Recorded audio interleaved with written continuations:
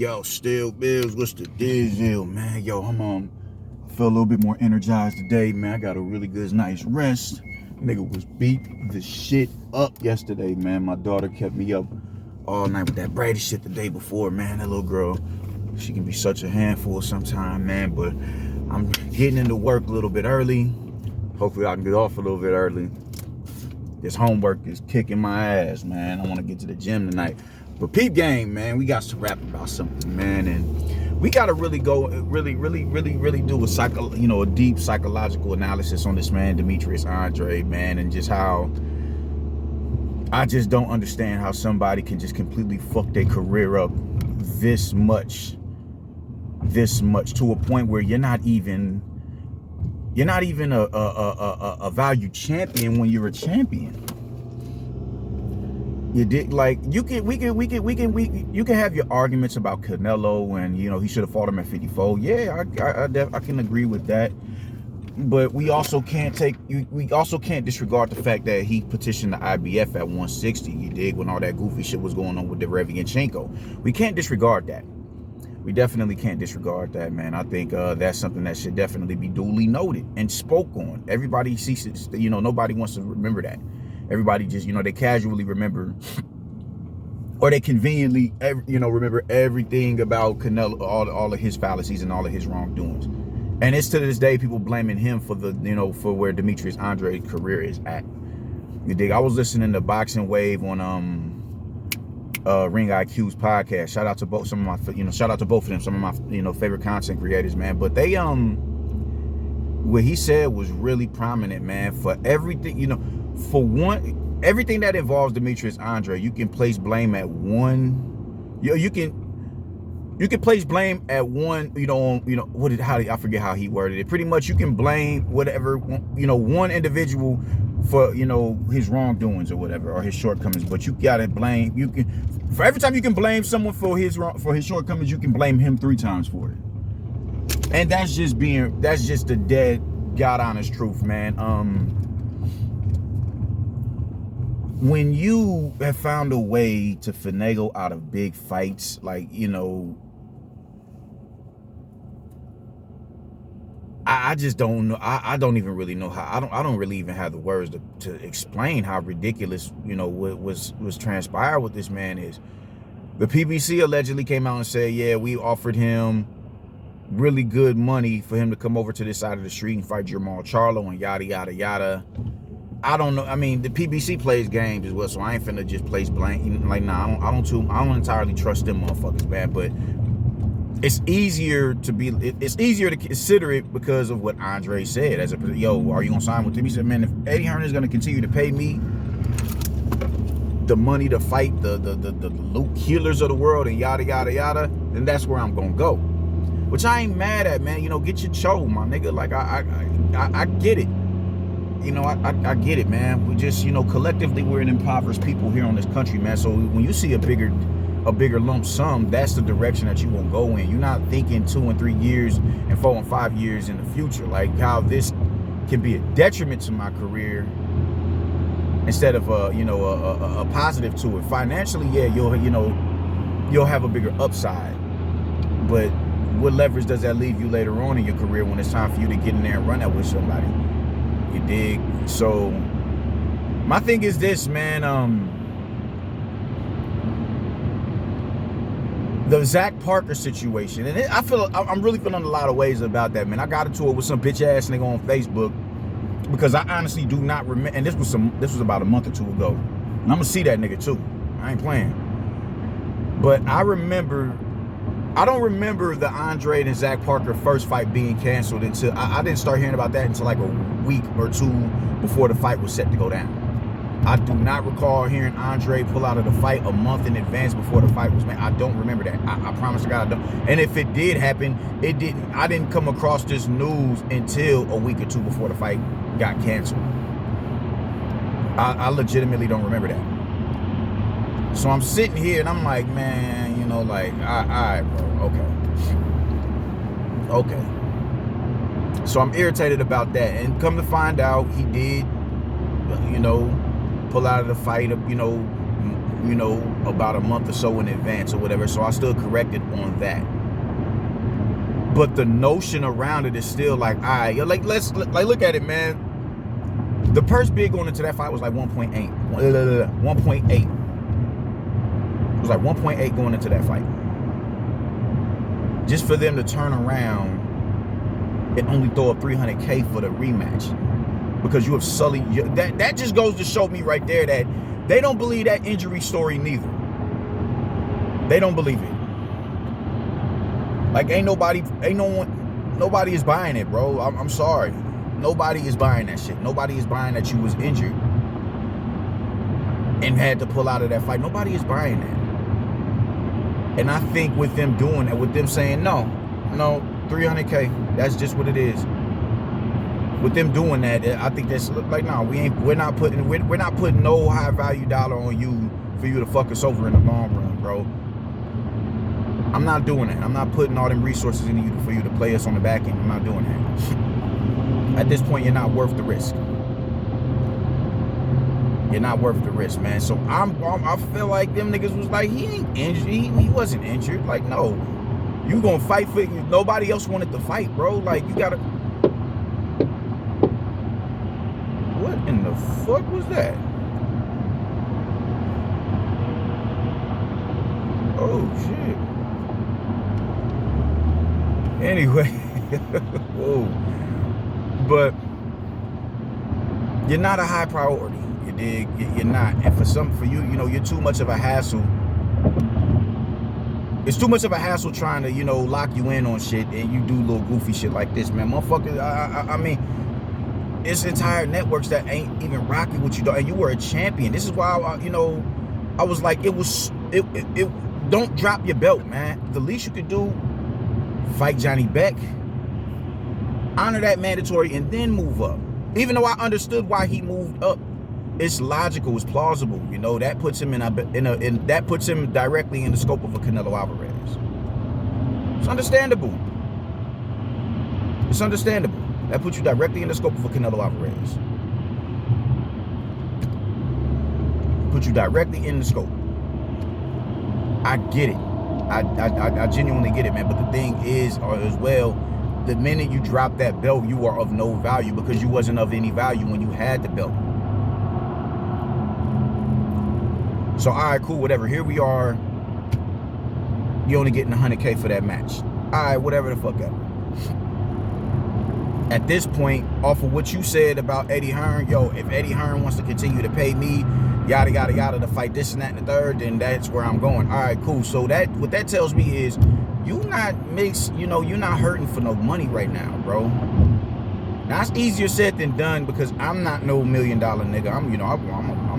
I live paycheck to paycheck. You feel me? Like, I'm a 9-to-5 individual.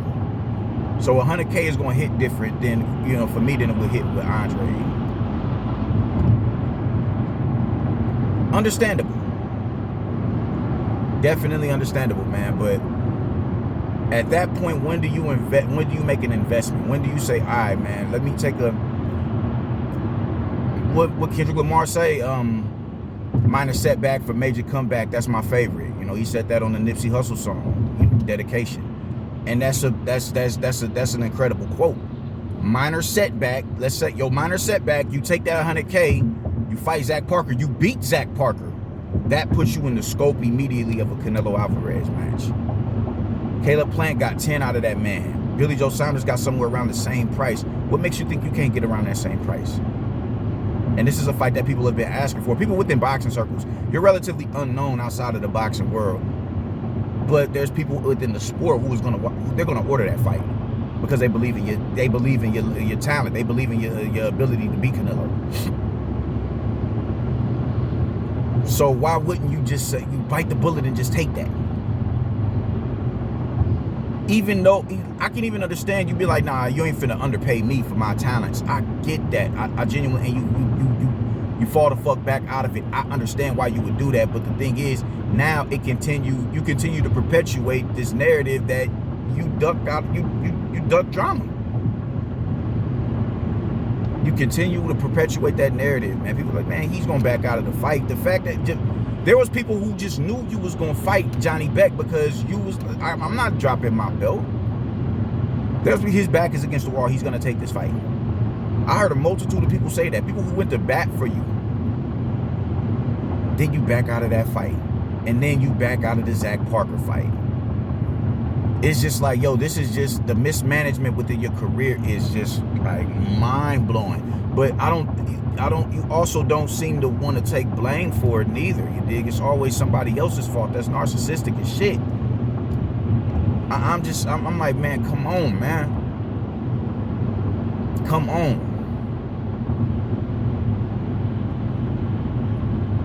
And even with the Johnny Beck thing, man, even how you handled that situation was weird, man. You jump up, you go to fight Zach Parker. All right, cool, bet that. Good. I ain't mad at it. I understand it. I did want you to fight Johnny Beck. I do want that because I think Johnny Beck at the moment is a little bit more seasoned than a Zach Parker on a world level. I think he is. Johnny Beck, he's a champion. He was elevated to champion, but even from a skill set standpoint, I'm like, yo, man, I think he's a little bit more. He's ready. He's ready for world level competition in the now. Right now, give him a shot. So you should have just ran that shit with him. You should have just ran that shit with him, man. But you saw that and you ain't want no drama, so you go up. We're going to schedule this shit with Zach Parker. You pull out of the Zach Parker fight. And not only do you pull out of the Zach Parker fight for whatever reason, injury or not, you don't try to reschedule it in the immediate aftermath of you backing out of that fight. Instead, you decide you want to jump back down to 160 and challenge Chris Eubank Jr. when you already had a mandated title match in in negotiations or whatever. And Chris Eubank was already in the scope for Conor Benn. So what are you doing, bro? What are you doing? And then you say, all right, cool. They strip him, they elevate him to champion, whatever the fuck ever. I'm gonna just go back up there and revisit the Zach Parker fight. Now it's like, you don't think Frank Warren and company is looking at you like, man, hell no, like, you're injury prone. Why are we not trying to reschedule this match? Why are you trying to jump back down and fight Chris Eubank Jr. instead of trying to reschedule this match? It's not adding up, King. And then you get to a point where you feel they're lowballing you or whatever, or they're trying to undercut you but paying you $100K. It's like, no, fam, you do this shit. You painted yourself in a corner, and now you got to deal with the ramifications of that. You should have just honestly took that shit, bro. You should have honestly took that shit. And now as people's on YouTube talking about collusion and all this and all that, Andrade is not a high enough commodity for motherfuckers to collude again. Like, no, he's honestly not. He's honestly not. Yeah, Canelo got out of the way of fighting you at 154 pounds. You got out of the way of fighting Lara at 154 pounds. You got out of the way of fighting fucking Jermell Charlo at 154 pounds. Yeah, Jamal and Jaime Munguia got out of the way of fighting you at 160. Yeah, you did. Yeah, motherfucking Billy Joe Saunders found a way to get out of it. He didn't get out of that. He popped dirty. He didn't duck you. He popped dirty. But yeah, they did all of that shit. But you turned. What about the Derevianchenko and Korobov? What about them two? You want to continue to place blame on everybody else instead of yourself. And that's the reason you are in the position that you in, where niggas don't even really want to fuck with you. And I don't feel bad for you, dog. At this point, you are going to be a forgotten champion. You are a 2-division world champion. You don't have any signature fights. You've never beat a world champion. Ever. You have never beat a world champion. And you're a 2-division world champion. Like, that shit is weird. Like, that's an oxymoron. I'm not mad at people who get elevated to championship status or they fight for a vacant strap. That doesn't bother me as long as you do right by the belt. If you fight the mandatories and you fight the hard fights, I'm not mad at that. But Andrade has yet to be in a 50-50 fight. And Johnny Beck, up until now, was looking like, yo, he could be the dude to present this man some problems. And you went out of your way to get out of the way of that fight. Like, who's left for you to fight? At this point, you ain't got no choice, but you better hope the PBC was take a chance on you. And, all right, cool, let's throw him in there with David Benavidez, sink or swim. And if you don't do that, can Eddie Hearn fuck? I mean, if you go back and you fuck with Eddie Hearn, it's good. John Ryder is over there. Now imagine if, because I'm hearing John Ryder is supposed to move, you know, be the one taking your place to fight fucking Zach Parker. Now imagine what happens if Zach Parker beats John Ryder or whatever. Matt, look at the position that puts him in, bro. Or if Ryder beats Parker, look at the position that puts him in. That puts him in a great position to, you know, at a title shot, bro. And you fuck that off because you feel that, oh man, you ain't finna underpay me. Yeah, I think you were getting underpaid for that fight, man. But you laid that trap. You made your bed, you gotta lay in it. All the pulling out of these fights that you do, bro, you at some point you gotta say, all right, yo, this is my fault. All right, fuck it. I'm gonna just deal with the consequences of it. Imagine if Zach Parker beats a John Ryder. Imagine that. Imagine what that's gonna do for him. Now imagine if you would have been the one to beat Zach Parker. We'll never know now. Come on, man. I gotta get over.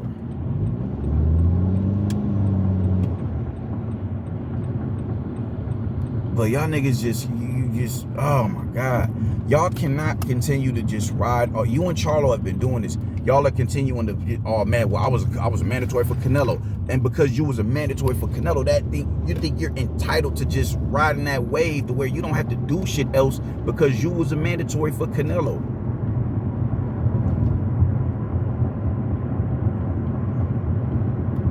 Like everything is supposed to, all of your mistakes are supposed to be forgiven because you was a mandatory for Canelo. My nigga, no. What are you doing?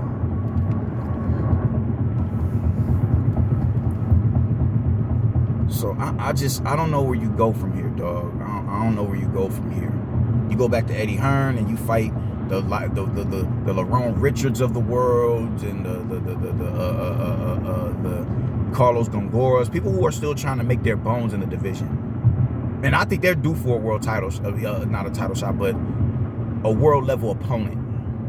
Because I think both of them cats are really, really, really good boxers. But in your case, that would be considered a step back.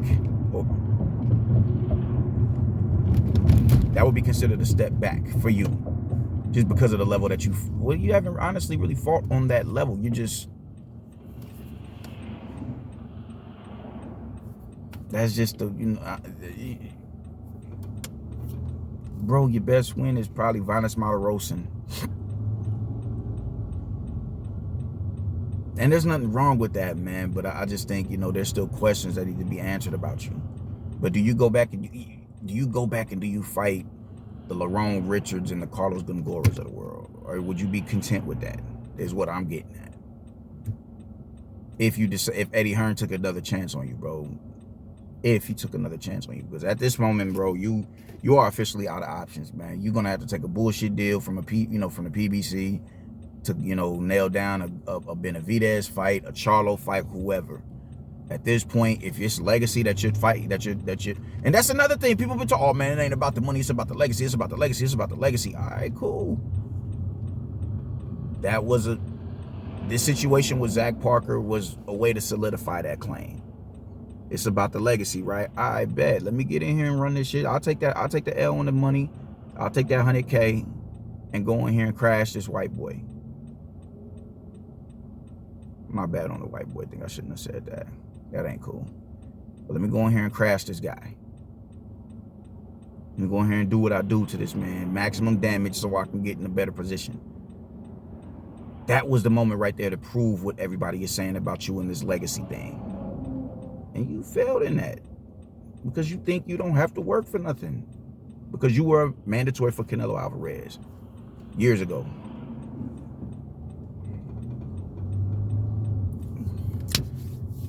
So, Where do we go from here is the question. Where do we go from here? Your career is literally in limbo right now, man. And how funny would that be if you drop, like, how goofy would you look if you drop back down to fight a Johnny Beck? And they're allegedly saying you would have got at least $1 million. You know, I don't know, but you would have got an M for fighting a Johnny Beck. You would have got an M for that.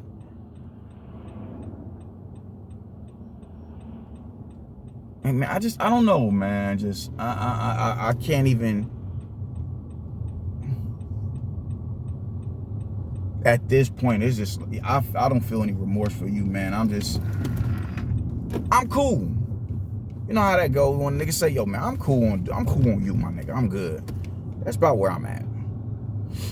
I'm cool. I'm cool. At this point, you're not holding nothing up because you don't have any belts. You're a name, and you're not even a high value name at this point. So you're another name in the division that nobody is seeking to go and get at. That's bad. That's bad for a 2-division world champion, dog. So I don't know how you salvage a career from here, but you better start making amends in the now. You better start finding a way to make amends for this shit because it's gonna get ugly.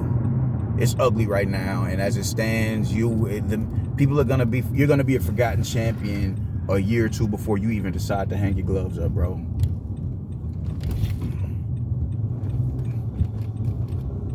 You're gonna be a forgotten champion. Niggas is not gonna be like, oh man, that's Andrade. Nah.